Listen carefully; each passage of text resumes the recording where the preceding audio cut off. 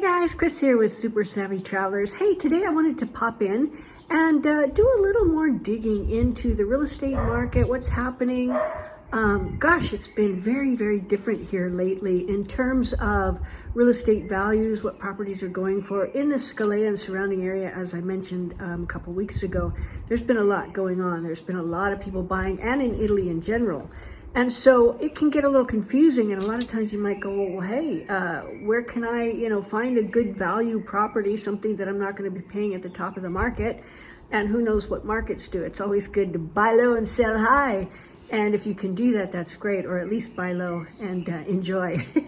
So anyway, I was looking at a few areas. Of course, I was looking in Puglia, because we have our sites on Puglia, and we have our office getting set up over there and everything else.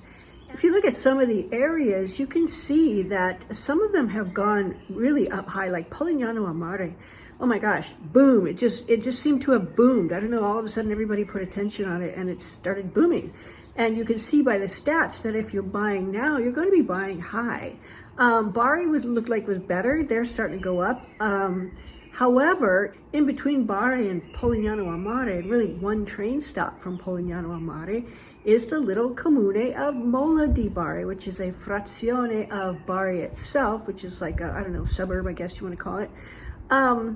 Beautiful community, and boy, it hasn't boomed yet. And I'm like, why not? It's only one train stop from Polignano a Mare. You still have the same sea, you have great restaurants, you have great shops, everything else. So if I were to recommend to a friend, of course I'm not, a broker or anything like that, so I can't go, yeah, it's the next thing to boom, blah, blah, blah. I'm not going to say that because I can't. However, to my mind, it looks like a good bet. Now, I was looking at a bunch of other things. Estuni looks like it's gone up quite a lot recently. So I don't know that I would really look there. Abruzzo, I don't know what's going on with their stats, but they have plummeted recently. So at very least, it's worth taking a look over there. Abruzzo's not that far from Tuscany. And if you look around the areas around Tuscany, a little town called Pistoia, that looks like a pretty good area too, just to kind of do a little scouting trip. So of course we are going to be doing a little scouting trip. Antonello and I, at the end of this month, are going up to see Lorella, who is our beautiful architect up there, and she's got her building team ready to go. So we're going to be poking around places like perhaps Pistoia, maybe, I don't know for sure, but certainly in and around Florence. I'm going to stop in and get some handbags with Walter Moretti too, so you got to do that. Handbags, always a good investment. But we're just going to poke around and see what's up there, because we are moving into the Tuscany area sooner rather than later.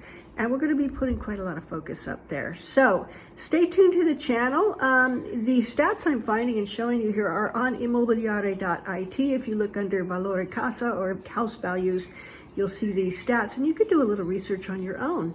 Look for ones that maybe plummeted recently. First, find out why they plummeted. What happened? Was there a sinkhole that ate the city? Or is it just not being talked about? A lot of times that's the case. Others have boomed, and a lot of times it's because they're being talked about. So, what's to stop us from finding a place that hasn't been talked about and then talking about it? Anyway, have a look, you guys. It's an interesting study, and you might find some things that might surprise you. Take care, guys.